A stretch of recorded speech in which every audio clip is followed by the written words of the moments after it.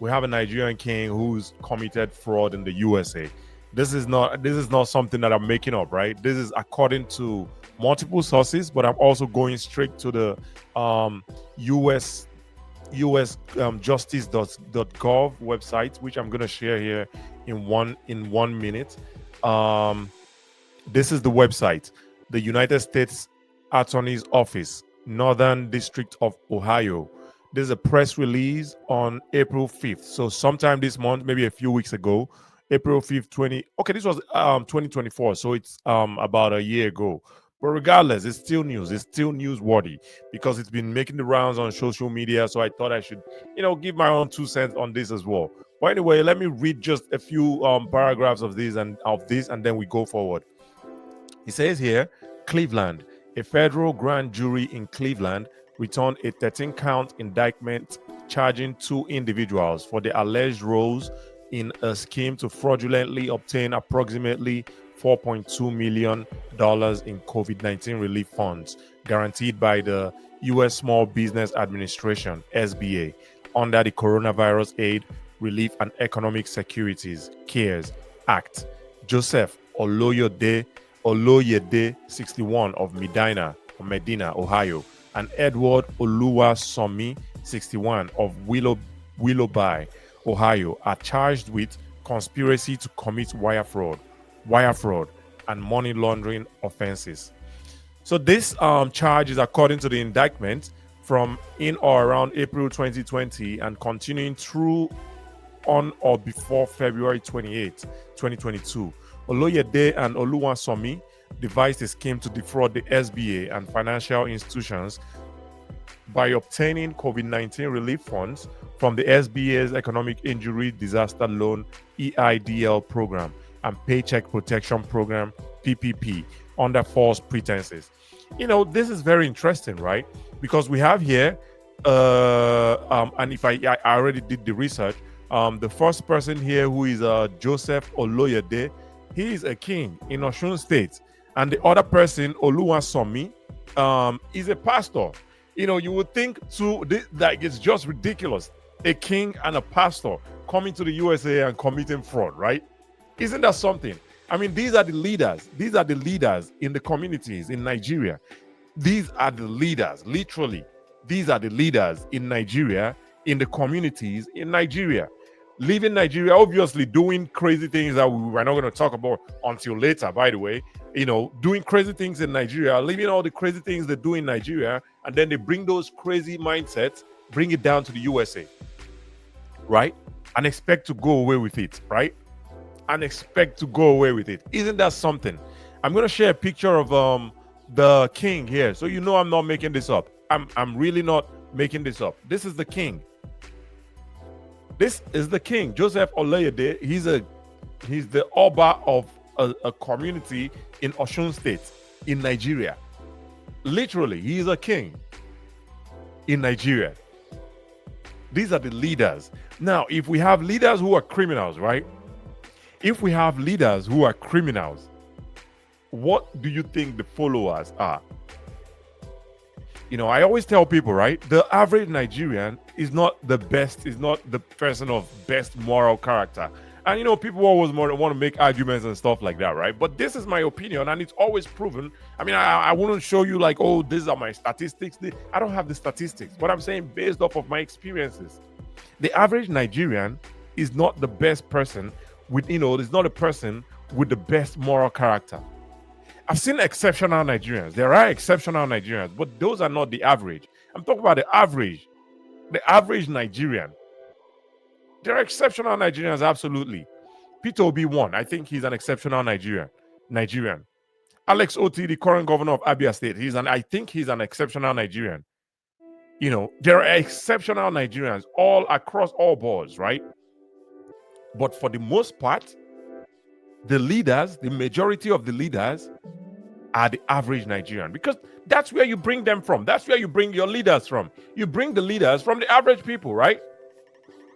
The leaders come from the average people. That's how they become the leaders. And when they become the leaders, they don't drop those crazy traits or characteristics that they have. They go up there with those characteristics. This man right here, definitely he was a criminal before he became a king. He was a criminal.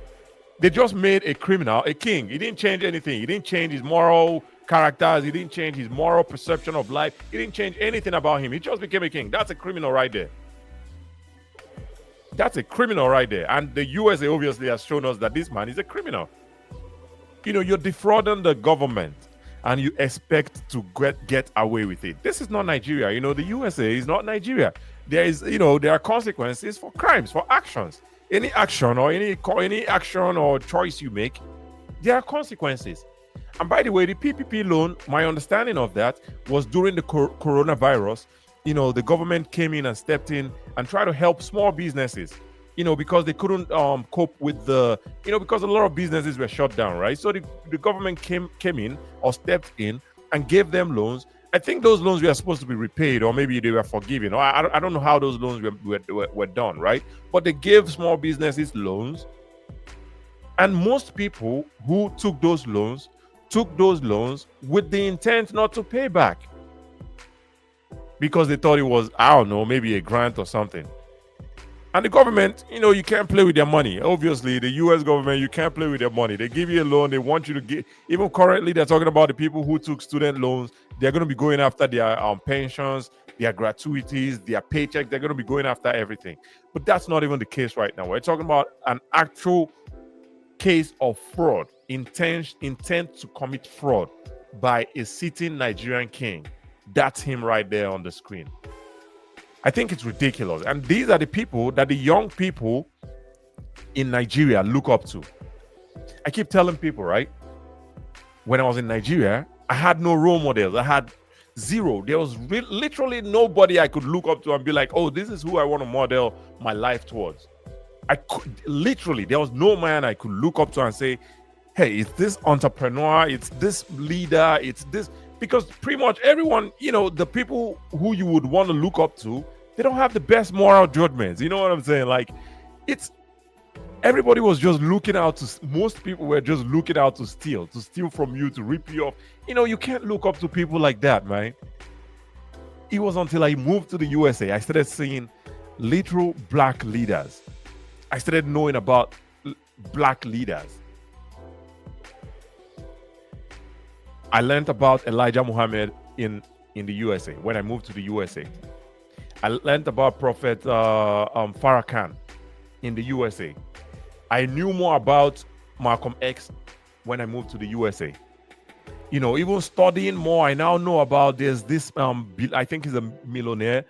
He is a millionaire, absolutely. R.D. Peebles, a real estate investor in New York. I know about John Hope Bryant. I know about even the popular ones people know about, like the 50 Cents, the Floyd Mayweathers. You know, these are actual successful black people who have strived, worked hard, and you can trace their work ethic. You can actually see it because it's all been documented. And you can learn a thing or two from them. You know, but looking at Nigeria, it's really hard to find someone who you can point out and be like, oh, this is my role model. This is who I want to be like when I grow up. I want to be like this man. I want to be as successful as this man. I know how hard this man worked. I think I can work even harder and achieve at least the same amount of success or close enough or more. It was when I came to the USA, I started thinking and modeling my life like that, because I could see other black people, other black leaders who have been successful, and I told myself, yes, you can be successful. But anyway, I just thought this was an interesting one because, you know, it's been making the rounds on the internet. I think I saw it first on Linda Ikeji's blog, and if you literally type this guy's name on Google right now, he's all over the place. You know, it's ridiculous. I think his sentencing is coming up very soon. That's why he's all over the place right now. He's going to be serving time in prison for sure. At least 10 years. He's 61 years old now. Serving 10 years, that means it's pretty much like a life sentence. It's pretty much like a life sentence. Because at 61, if he gets anything more than 10 years, that's a life sentence. Absolutely, a life sentence. what about your kids, man? Your family, your relatives? Like, you're just going to end the latter day of your life in prison. I think that's very ridiculous. People just need to think about the consequences of their actions before they do things.